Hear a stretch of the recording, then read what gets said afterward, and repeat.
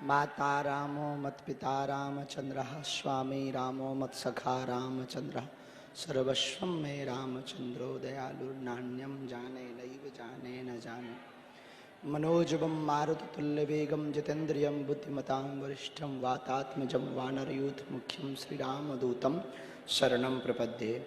श्री बागेश्वर हनुमान जी महाराज की, श्री सन्यासी बाबा की, गौ माता की, वेद लक्षणा गौ माता की, काशी विश्वनाथ भगवान की, हर हर। आज का दिवस हम सबके लिए, संपूर्ण बागेश्वर परिवार जो अपना घर द्वार छोड़कर, काम छोड़कर, व्यापार छोड़कर इस उत्सव में सम्मिलित होने के लिए अपना बोरिया बिस्तर लेकर के आए हैं, हम सब के लिए सौभाग्य का दिन है। आज से ही यूं कहें कन्या विवाह का उत्सव प्रारंभ हो गया है।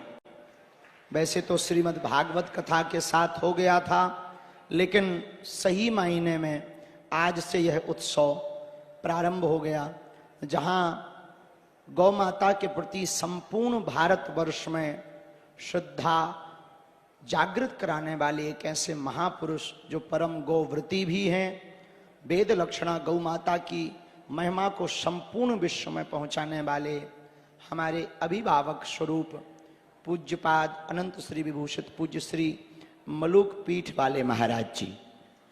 जोरदार ताली बजा करके सब लोग सीताराम बोलो। हम उनके श्री चरणों को साष्टांग दंडवत प्रणाम करते हैं।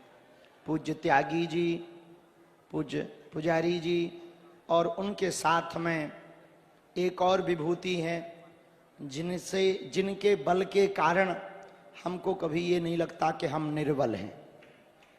ऐसे हनुमानगढ़ी वाले महंत पूज्यपाद श्री महंत राजूदास जी महाराज, ये बहुत कुछ सीखने को हमें जिनसे मिला। ऐसे पूज्यपाद सीताराम बोलकर बहुत बहुत स्वागत कर रहे हैं। बुंदेलखंड से आपका बहुत पुराना नाता है। महोबा में रहकर सेवा की, जब राज सेवा में थे तो यहाँ समाज सेवा बहुत की, दतिया वाली पीताम्बरा माई के बहुत दर्शन किए।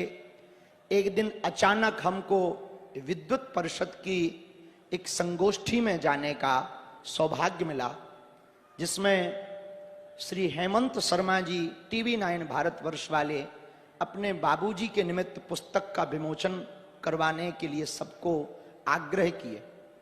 उसी मंच पर हमारी नजर सामने थी, क्योंकि विद्युत परिषद के सभी महापुरुष विद्वान, वेद परंपरा को घन पाठ करने वाले व्याकरण आचार्य, बहुत से ऐसे महापुरुष बैठे थे जिनको बड़ी बड़ी उपाधियां मिली। लेकिन छोटा सा परिचय हुआ कि हमारे बगल में असम के महामहिम राज्यपाल जी बैठे हैं। तो हमें लगा राज्यपाल तो होते ही हैं, तो राज्यपाल जी जैसे होंगे। लेकिन जब आपने माइक पकड़ा, जब तक हमें लगा कि राज्यपाल ऐसे ही होते हैं तो राज्यपाल जी हैं, लेकिन जब आपने माइक पकड़ा और विद्वत पूर्ण ओज पूर्ण वक्तव्य को बोला, तब हमें यह लगा कि राज्यपाल की पीठ पर बैठा हुआ कोई वैष्णव भी है, कोई विद्वान भी है। और उसी मुलाकात के साथ हमारी बहुत आत्मीयता बढ़ी और हमने कहा कि बेटियों के विवाह में आपको आना है। बहुत कष्ट उठा के यहाँ वहां से होते हुए आए, पर बेटियों के विवाह के पूर्व में शुभकामना देने के लिए परिवार सहित आप भी पहुंचे। आपका भी स्वागत।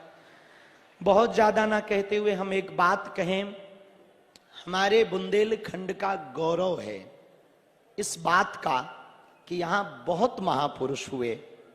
उनमें एक महापुरुष पूज्यपाद मलुक पीठ वाले महाराज जी हैं। बहुत विभूति हुई बुंदेलखंड क्षेत्र में, बड़े बड़े महापुरुष हुए।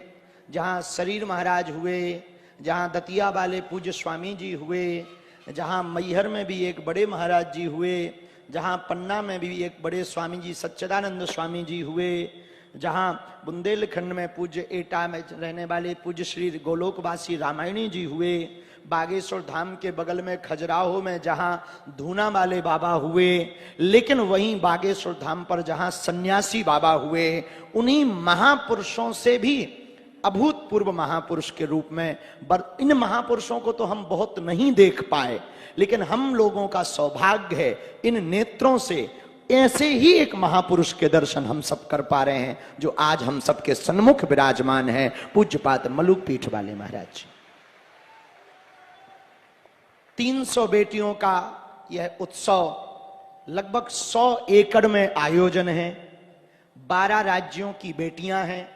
ये आयोजन राष्ट्रीय नहीं अंतर्राष्ट्रीय है। इसलिए अंतर्राष्ट्रीय है कि एक महाराज जी नेपाल की भी बेटी का विवाह है, और अंतर्राष्ट्रीय इसलिए भी है ये आयोजन कि 8 देशों के राजदूत 15 फरवरी को बेटियों को आशीर्वाद देने के लिए आ रहे हैं।